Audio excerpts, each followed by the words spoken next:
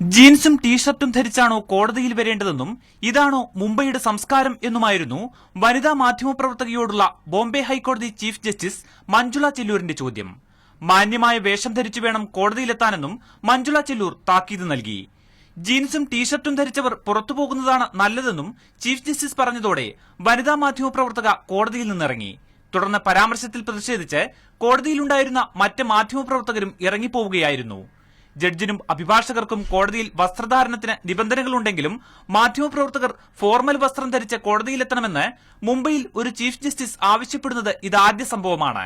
വിധികളിലെ തെറ്റുകൾ ചൂണ്ടിക്കാട്ടി ബോംബെ ഹൈക്കോടതി ചീഫ് ജസ്റ്റിസ് സ്ഥാനത്തു നിന്നും മഞ്ജുള ചെല്ലൂരിനെ നീക്കണമെന്ന് ഇന്ത്യൻ ബാർ അസോസിയേഷൻ ആവശ്യപ്പെട്ടതിന് പിറകെയാണ് പുതിയ വിവാദം.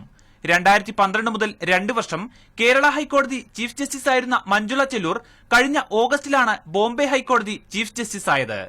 മാതൃഭൂമി ന്യൂസ്, മുംബൈ.